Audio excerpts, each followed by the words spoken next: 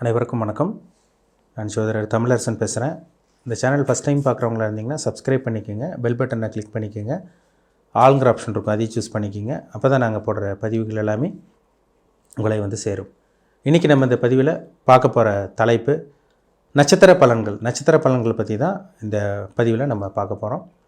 அந்த வரிசையில் வந்து பார்த்திங்கன்னா போராட நட்சத்திரத்தை பற்றி பார்க்க போகிறோம். போராட நட்சத்திரம் வந்து பார்த்திங்கன்னா தனுசு ராசியில் மட்டும்தான் இருக்கும். ஒரு சில நட்சத்திரம் வந்து பாருங்கள் 2 ராசிக்கு வரும். ஒரே நட்சத்திரம் தான், ஆனால் 2 ராசிக்காரங்களாக இருப்பாங்க. நிறைய பேர் இருப்பாங்க அந்த மாதிரி. ஆனால் போராட நட்சத்திரம் வந்து பார்த்திங்கன்னா தனுசு ராசிக்கு மட்டும்தான்.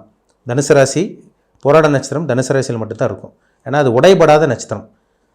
போராடம் 1, 2, 3, 4 பாதங்கள் உள்ளடக்கிய ராசி தனுசு ராசி. இது உடைபடாத நட்சத்திரம். இது சுக்கிரனுடைய நட்சத்திரம்.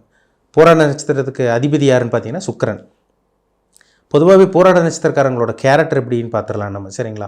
போராட நட்சத்திரக்காரங்க கேரக்டர் எப்படி இருக்கும், நீங்கள் வணங்க வேண்டிய தெய்வ வழிபாடு என்ன, தெய்வத்தை வழிபட்டால் நல்லது, அதே மாதிரி உங்களுக்கு நடக்கக்கூடிய தசாபுத்தி என்ன பிளானட்டோட இம்பேக்டில் இருப்பீங்க, எல்லாமே இந்த வீடியோவில் நம்ம பார்த்துடலாம். போராட நட்சத்திரத்தோட கேரக்டர் எப்படின்னு பார்த்தீங்கன்னா சுக்கிரனுடைய நட்சத்திரங்க. அந்த சுக்கிரனுடைய நட்சத்திரத்தில் பிறந்தவங்களுக்கு அத்தனை பேத்துக்கு அந்த குணம் இருக்கும். கலகலன்னு இருப்பீங்க. நிறைய போராட நட்சத்திரக்காரங்க பாருங்கள் சிரிச்ச முகமாக இருப்பீங்க. அடுத்தவங்களுக்கு உங்களை பார்த்தாலே அடுத்தவங்களுக்கு பிடிக்குங்க. அடுத்தவங்களை ஈஸியாக அந்த கவரக்கூடிய அந்த தோற்றம் கொண்டவங்களாக தான் இருப்பீங்க போராட நட்சத்திரக்காரங்க. நல்ல பேச்சு திறமை, நல்ல ஒரு அறிவாற்றல், நல்ல ஒரு வசீகர சக்தி உங்களுக்கு அதிகமாக இருக்கும். போராட நட்சத்திரம்னாலே ஒரு நல்ல ஒரு நட்சத்திரம். சுக்கிரனுடைய நட்சத்திரம். ரொம்ப நல்லவங்களாக இருப்பீங்க. அதான் ரொம்ப முக்கியம். ஏமாளியாக இருப்பீங்க. உதவி செய்கிறதுல ஒரு நம்பர் 1 ஆளாக இருப்பீங்க. இல்லாதவங்களுக்கு கொடுத்து உதவி செய்வீங்க. அந்த மனிதாபிமானம், அந்த இறக்க குணம் உங்கள்கிட்ட அதிகமாக இருக்கும். மனசாட்சிப்படி நடப்பீங்க. கரெக்டாக நடப்பீங்க. மனசாட்சிப்படி நடப்பீங்க. எல்லாத்தையும் வளைஞ்சு நெளிஞ்சு போயிடுவீங்க. யாரையும் அவ்வளோ சீக்கிரம் பகைச்சிக்க மாட்டீங்க. உங்களை தான் அடுத்தவங்க வந்து யூஸ் பண்ணிக்குவாங்களே தவிர நீங்கள் வந்து அடுத்தவங்களுக்கு நல்லா இருக்கணும், உதவி செய்யணும் தான் நினைப்பீங்க. அந்த நட்சத்திரத்துக்குண்டான குணமே அதுதான். சிரிச்ச முகமாக இருப்பாங்க. அதனால் முன்னாடியே சொன்னேன், போராட நட்சத்திரக்காரங்களே ஒரு நல்ல ஒரு நட்சத்திரம்னு சொல்லிடலாம். கலகலன்னு பேசி அடுத்தவங்களை வந்து பார்த்திங்கன்னா மகிழ வைக்கக்கூடிய நட்சத்திரம். அடுத்தவங்களை ஈஸியாக வந்து பார்த்திங்கன்னா சந்தோஷப்படுத்திடுவீங்க. இந்த நட்சத்திரத்துக்கு உண்டான ஒரு கேரக்டர் அதுதான். நல்ல குணம், நல்ல மனம், நல்ல மனசாட்சிப்படி நடந்துக்குவீங்க. நல்ல மனசு இருக்கும் உங்களுக்கு, அது சந்தேகமே கிடையாது. ஒரு சில நட்சத்திரக்காரங்கள் கூட கொஞ்சம் பிடிவாதமாக கட் அண்ட் ரைட்டாக இருப்பாங்க. நீங்கள் வந்து எதாக இருந்தாலும் கொஞ்சம் அட்ஜஸ்ட் பண்ணி போவீங்க. ஃப்ளெக்சிபிள்னு சொல்லிடலாம். வளைஞ்சு நெளிஞ்சு போகக்கூடியவர்கள் தான் போராட நட்சத்திரக்காரங்கள். இப்போ உங்கள் நட்சத்திரத்துக்கு வந்து பார்த்திங்கன்னா பிறக்கும் போதே சுக்கிரதசை தான் பிறக்கும். சுக்கிரதசை தான் பிறப்பீங்க நீங்கள். சுக்கிரதசையில் பிறந்ததில் சுக்கிரதசை இருந்து ஒரு சில பேர் சுக்கிரதசை பிறக்கும் போது இருந்து வந்து பார்த்திங்கன்னா அவங்க அப்பா அம்மா நல்லா உங்களுக்கு கவனிச்சிருந்துருப்பாங்க. சுக்கிரன் நல்லா இருந்துச்சுன்னா நல்ல ஒரு பிறந்து நல்ல ஒரு லைஃப் அனுபவிச்சுட்டு இருந்திருப்பீங்க. அது சுக்கிரன் வந்து எத்தனை வருஷம் தசை, 10 வருஷத்தில் தசை நடத்துதா, 20 வருஷத்தில் நடத்துதா, இல்லை 19 வருஷமா, 18 வருஷமா, அதை நம்ம பார்த்தா தான் நம்ம சொல்ல முடியும். நட்சத்திர பாதம் முக்கியம். ஏன்னா 1ஆம் பாதத்தில் பிறந்தீங்களா, இல்லை 2, 3, 4ஆம் பாதத்தில் பிறந்தீங்களா. ஒரு சில பேர் கடைசி பாதத்தில் பிறந்திருப்பாங்க. சுக்கிரதசை ரொம்ப கம்மியாக தான் இருக்கும். இப்போ நடுப்பாதத்தில் பிறந்து கிட்டத்தட்ட 2ஆம் பாதம் இல்லை 3ஆம் பாதத்தில் பிறந்தவங்களுக்கெல்லாம் ஒரு 8 வருஷம் 10 வருஷம் ஒரு அப்ராக்சிமேட்டாக சொல்கிறேன், அந்த இதில் இருப்பீங்க நீங்கள். நட்சத்திர பாதம் ரொம்ப முக்கியம். பிறந்ததுலேருந்து சுக்கிரதசை வந்து ஒரு சில பேர் நிறையா ஒரு நல்ல ஒரு வாழ்க்கை பிறந்ததுலேருந்து அவங்க ஆசைப்பட்டதெல்லாம் கிடச்சி நல்ல ஒரு சொகுசான வாழ்க்கை அனுபவிச்சுட்டு இருக்க போராட நட்சத்திரக்காரங்களும் இருக்காங்க. பிறந்ததுலேருந்து எதுவுமே எங்களுக்கு கிடைக்கல, பிறந்ததுலேருந்து கஷ்டம்தான், பிறந்ததுலேருந்து வறுமையில் தான் வாழிட்டு இருக்கோம், எங்கள் சொகுசான வாழ்க்கை அனுபவிச்சதில்லை, கஷ்டம், பணப்பிரச்சனை எல்லாமே அப்படி தாங்க சார் போயிட்டுருக்குன்னு அந்த மாதிரி ஒரு வாழ்க்கையை அனுபவிச்சுட்டு இருக்கவங்களும் இருக்காங்க. சுக்கிரன் ஜாதகத்தில் ராகுவோடைய சனியோட சேர்ந்த சொகுசு வாழ்க்கையை அனுபவிக்க விடாது. சுக்கிரன் குருவோட தொடர்பு அல்லது நல்ல ஸ்தானத்திலிருந்து உங்களுக்கு வளர்பிறை சந்திரனோட தொடர்பு, நல்ல வீட்டிலிருந்து சுபகிரகத்தோட வீட்டில் இருந்தால் சொகுசு வாழ்க்கை பிறந்ததுலேருந்து அனுபவிப்பாங்க. அப்போ ஜனன ஜாதகத்தில் பர்த் சார்ட்டில் சுக்கிரன் அமர்ந்த இடம் ரொம்ப முக்கியம். சுக்கிரன் வந்து சொகுசுக்கு உண்டான கிரகம், உல்லாசத்துக்கு உண்டான கிரகம். உலகத்தில் இருக்க அத்தனை விதமான இன்பங்களும் சொகுசையும் ஆடம்பர வாழ்க்கை அனுபவிக்கிற கிரகம், கொடுக்கக்கூடிய பிளானட் வந்து சுக்கிரன் தான். சுக்கிரன் ஜாதகத்தில் நல்லா இருந்தால் சொகுசு அனுபவிக்க முடியும். சுக்கிரன் சனியோடைய ராகோட இருந்தால் பாருங்கள் சொகுசு அனுபவிக்க முடியாது அவங்களால. இப்போ சுக்கிரன் ராகு சுக்கிரன் சனி இருக்கவங்களுக்கெல்லாம் பாருங்கள் திருமண வாழ்க்கையில் செக்ஷுவல் லைஃப்லேயே சில பேருக்கு பிரச்சனை வரும். அது ஜாதகத்தில் பார்த்தா தெரிஞ்சுக்கலாம். நிறைய அந்த சுக்கிரன் வச்சு சொல்லிட்டு போயிட்டே இருக்கலாங்க. நிறைய விஷயங்கள் இருக்குது. இப்போ சுக்கிரன் தசை முடிஞ்சு உங்களுக்கு 2ஆவது சூரிய தசை வரும். 2ஆவது வரக்கூடிய சூரிய தசை வந்து பார்த்திங்கன்னா ஒரு சில பேருக்கு தந்தை மூலமாக முன்னேற்றம் ஏற்படும். இல்லை இவங்க பிறந்ததுலேருந்து அப்பாவுக்கு வளர்ச்சி ஏற்படும் சூரிய தசையில் நல்ல ஒரு சில பேருக்கெல்லாம் பாருங்கள் நல்ல ஒரு பொசிஷனில் இருப்பாங்க. சுக்கிரதசை முடிஞ்சு அந்த சூரிய தசையில் நல்ல ஒரு கல்வி, நல்ல ஒரு இவங்களுக்குன்னு ஒரு அங்கீகாரம் கிடைக்கும். நல்ல ஒரு கௌரவமான குடும்பத்தில் பிறந்தவங்களுக்கெல்லாம் பாருங்கள் இந்த 2வது வரக்கூடிய இந்த சூரிய திசை, இந்த போராட நட்சத்திரக்காரங்களும் ஒரு சில பேர் வறுமையில் இருப்பாங்க, ஒரு சில பேர் நல்ல ஒரு கௌரவமான குடும்பத்தில் பிறந்தவங்களுக்கு அந்த 2வது வரக்கூடிய சூரிய திசை நல்ல யோகத்தை செய்யும். அவங்களுக்கு நல்லா படிப்பாங்க, நல்லா அவங்களுக்கு அறிவாற்றல் இருக்கும். இவங்க மூலமாக அவங்க தந்தை குடும்பத்தில் இருக்கவங்களுக்கு நல்ல ஒரு வளர்ச்சி இருக்கும். இதில் 2வது சூரிய திசை வரும். 3வது சந்திர திசை. இப்போ சுக்கிர திசை முடிஞ்சு சூரிய திசை முடிஞ்சு அடுத்து சந்திர திசை ஒரு 10 வருஷம் நடக்கும். அந்த சந்திர திசையில் ஒரு சில பேர் பிறந்தூர் விட்டு வெளியூர் வெளிநாடு அந்த மாதிரி போய் செட்டில் ஆனவங்களும் இருக்காங்க. போராட நட்சத்திரக்காரங்க பாருங்கள், கிட்டத்தட்ட ஒரு 20 வயசுக்கு மேலே, நான் ஒரு அப்ராக்சிமேட்டாக சொல்கிறேன், ஒரு 20 வயசுக்கு மேலே வந்து பார்த்திங்கன்னா நீங்கள் ஒரு இடத்துல பிறந்திருப்பீங்க, செட்டில் ஆனதில் இப்போ இருக்கிற ஊர் வேறு ஒரு ஊராக இருக்கும், இல்லை வேறு நாடாக கூட இருக்கலாம். ஏன்னா சந்திரன் வந்து பிரயாணத்துக்கு உண்டான கிரகம். சந்திரன் வந்து ஒரு இடத்துலேருந்து இன்னொரு இடத்துக்கு நகர்த்த வைப்பார். இதுதான் சந்திரனோட வேலை. சந்திரன் வந்து திசை நடந்தவங்களுக்கு 20 வயசுக்கு மேலே பாருங்கள், ஆணாக இருந்தாலும் சரி பெண்ணாக இருந்தாலும் சரி நல்ல ஒரு வசீக தோற்றம் இதெல்லாமே ஒரு சில பேருக்கு கொடுத்துரும். ஒரு சில பேர் சந்திரன் கெட்டு போனவங்களுக்கு அந்த 20 வயசுக்கு மேலே கண்ணாடி போட வேண்டிய நிலைமை வரும். என்ன காரணம்னா சந்திரனுக்கு வந்து வலது கண், சூரியன் வலது கண், சந்திரன் இடது கண். அப்போ சந்திரன் வந்து பார்த்திங்கன்னா அந்த கண்களை பாதிக்கப்பட்டு அந்த கண்ணாடி போட வேண்டிய நிலைமை.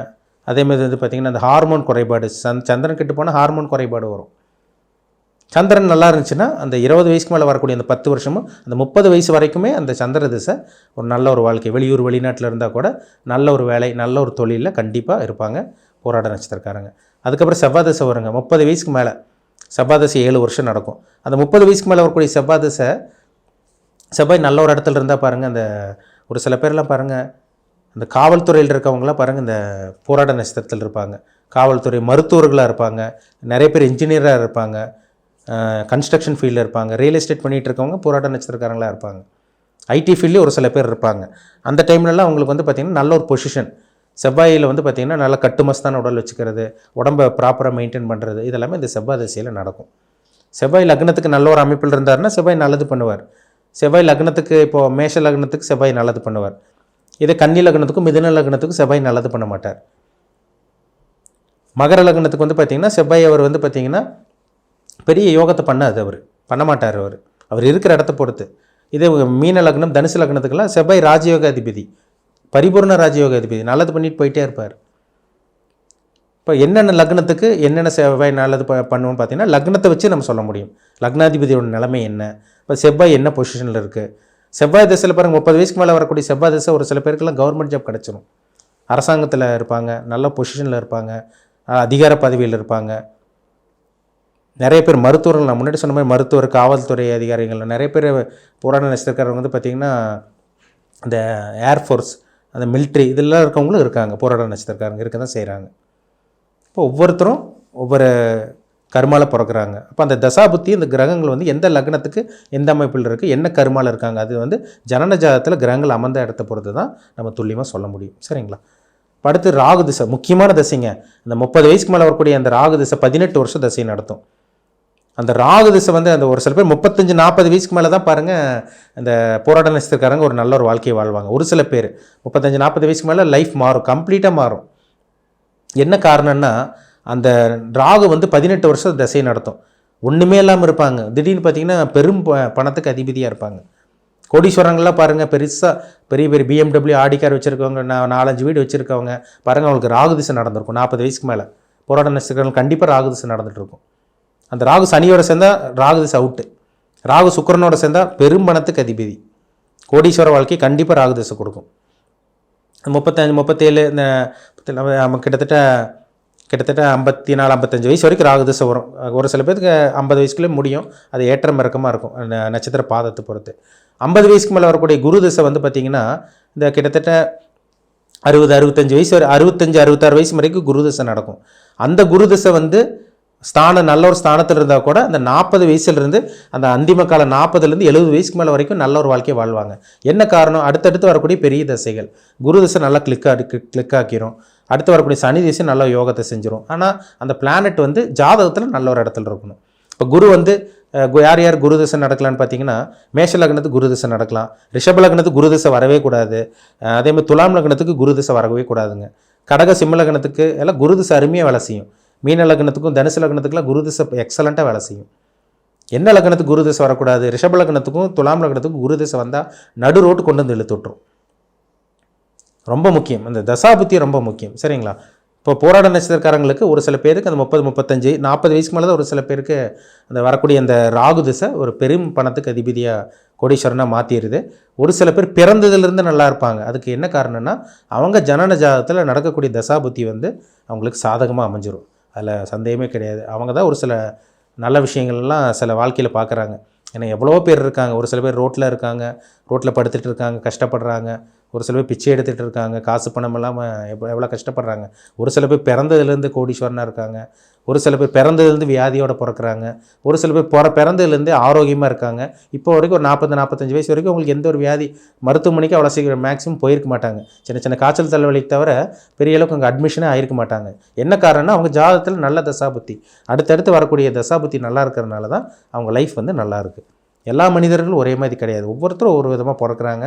அது அவங்கவுங்க ஜாதகத்துக்கு பொறுத்து அந்த கிரகங்கள் அவங்களை எப்படி ஆட்டி படைச்சிட்டு இருக்கு, கிரகங்களோட தாக்கம் என்ன, அதை வச்சு தாங்க நம்ம சொல்ல முடியும். ரொம்ப முக்கியம் தான். சரிங்களா? இப்படி தான் உங்கள் லைஃப் போகும். நான் சொன்ன கிரகங்களோட தசாபுத்தி இதை மீறி ஒரு மனுஷன் போக முடியாது. இதில் தான் அவங்க ஒவ்வொரு மனுஷனோட வாழ்க்கையும் இருக்குது. இதில் சூட்சமே இருக்குது. என்ன கிரகம் எங்கே உட்காந்துருக்கு, யாரோட சேர்ந்துருக்காங்க, யாரால் பார்க்கப்பட்டிருக்காங்க, அது ரொம்ப முக்கியம். சரிங்களா?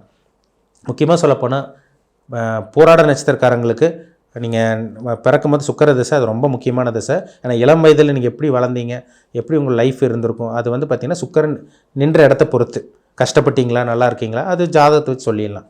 சூரியன் சந்திரன் செவ்வாய் திசையெல்லாம் பார்த்திங்கன்னா முக்கியமான திசைகள். உங்களுக்கு அடுத்தடுத்து வரக்கூடிய சூரியன் சந்திரன் செவ்வாய் திசையில் முக்கியமான திசை. இதே நீங்கள் சிம்ம லக்னம், மேஷ லக்னம், சிம்ம லக்னம், கடக லக்னம், விருச்சக லக்னம், தனுசு, மீன லக்னத்தில் பிறந்தீங்கன்னா அடுத்தடுத்து அந்த சுக்கிரதசை வந்து 10-15 வயசுக்கு அப்புறமே சூரியன் சந்திரன் செவ்வாய் கிட்டத்தட்ட இது வந்து ஒரு கிட்டத்தட்ட 20 வருஷத்துக்கு மேலே வரும். இந்த திசைகள் உங்களுக்கு யோகத்தை செஞ்சிடும். நான் சொன்ன லக்னங்களுக்கு, அவயோக லக்னங்களுக்கு வந்து இந்த 3 திசையும் வேலை செய்யாது. மகரம் கும்ப லக்னத்துக்கெல்லாம் சூரியன் சந்திரன் செவ்வாய் திசையில் பெருசாக வேலை செய்கிறது கிடையாது. சரிங்களா? இப்போ தான் ரொம்ப முக்கியம். சரிங்களா? உங்கள் தனிப்பட்ட ஜாதகத்தில் என்ன தசாபுத்தி போகுதுன்னு பாருங்கள். ரொம்ப ரொம்ப முக்கியம். ஏன்னா எவ்வளவோ நல்லது பண்ணியிருப்பீங்க, எவ்வளோ உதவி பண்ணுறீங்க. நான் உங்களுக்கு வந்து பார்த்திங்கன்னா கெட்டதாக நடக்கும். போராட நட்சத்திரக்காரங்களே ஒரு ஏமாளி நட்சத்திரம். ஏன்னா தனுசு ராசியே ஒரு ஏமாளியானது தான். சிலதெல்லாம் விட்டு கொடுத்து அட்ஜஸ்ட் பண்ணி போயிடுவீங்க, மனசாட்சிப்படி நடப்பீங்க. சிலதெல்லாம் ஏற்றுக்க முடியாதுங்க. நெகட்டிவெல்லாம் கேட்டுட்டிங்கன்னா, நெகட்டிவெல்லாம் பார்த்தீங்கன்னா கெட்ட விஷயங்களை உங்களால் தாங்கிக்கவே முடியாது, கண் கலங்கிடுவீங்க. ஆனால் நீங்கள் அடுத்தவங்களை சந்தோஷப்படுத்துவீங்க. அதுதான் இந்த நட்சத்திரத்துக்கு உண்டான குணமே. நீங்கள் வணங்க வேண்டிய தெய்வம் என்னென்னு பார்த்தீங்கன்னா, உங்கள் ராசி அதிபதி குரு, உங்கள் நட்சத்திர அதிபதி சுக்கிரன். போராட நட்சத்திரக்காரங்களுக்கு வந்து பார்த்திங்கன்னா நீங்கள் சுக்கிரனோட நட்சத்திரமாக இருக்கிறனால நீங்கள் வந்து வணங்க வேண்டிய தெய்வம் வந்து பார்த்திங்கன்னா நீங்கள் மகாலட்சுமி வழிபாடு ரெகுலராக ஃபாலோ பண்ணிக்கிங்க. வருஷத்துக்கு ஒரு தடவை ஸ்ரீரங்கம் கோயில், ஸ்ரீரங்கநாதன் மற்றும் தாயாரை வழிபடுறது ஒரு நல்ல பலன் கொடுக்கும். ஸ்ரீரங்க கோயிலுக்கு போய் வருஷத்துக்கு ஒரு தடவை ஸ்ரீரங்க கோயிலுக்கு போங்க. அதேமாதிரி கஞ்சனூர் கும்பகோணம் பக்கத்தில் இருக்குது சுக்கிரனுடைய ஸ்தலம். கஞ்சனூர் கோயில் கும்பகோணம் பக்கத்தில் இருக்குது. அதுவும் வருஷத்துக்கு ஒரு தடவை வழிபடுறது உங்களுக்கு நல்ல பலன் கொடுக்கும். மகாலட்சுமி வழிபாடு வருஷத்துக்கு ஒரு தடவை, ஸ்ரீரங்க வழிபாடும் அதே மாதிரி கஞ்சனூர் கோயில் வழிபாடும் பண்ணுறது உங்களுக்கு நல்ல பலனை கொடுக்குங்கிறதுல சந்தேகமே கிடையாது. ரெகுலராக ஃபாலோ பண்ணிக்கோங்க. உங்கள் தனிப்பட்ட ஜாதகம் பர்சனல் ஹாரஸ் பார்க்க விருப்பப்பட்டிங்கன்னா கீழே இருக்க வாட்ஸ்அப் நம்பருக்கு உங்கள் ஜாதகத்தை அனுப்பிச்சுடுங்க, அப்பாயின்மெண்ட் வாங்கிக்கிங்க. உங்கள் தனிப்பட்ட ஜாதகத்தை பார்த்து நம்ம தெளிவாக துல்லியமாக தெரிஞ்சுக்கலாம். மீண்டும் அடுத்த பதிவில் சந்திக்கும் வரை உங்களிடமிருந்து விடைபெறுவது உங்கள் ஜோதிடர் தமிழரசன். இந்த சேனல் பிடிச்சிருந்தால் உங்கள் நண்பருக்கும் உறவினருக்கும் ஷேர் பண்ணுங்கள், லைக் பண்ணுங்கள், சப்ஸ்கிரைப் பண்ணுங்கள், பெல் பட்டனை கிளிக் பண்ணிக்கோங்க. ஆளுங்கிற ஆப்ஷன் இருக்கும், அதையும் செலக்ட் பண்ணிக்கோங்க. அப்போ தான் நாங்கள் போடுற வீடியோஸ் எல்லாமே உங்களுக்கு நோட்டிஃபிகேஷனாக வரும். நன்றி, வணக்கம்.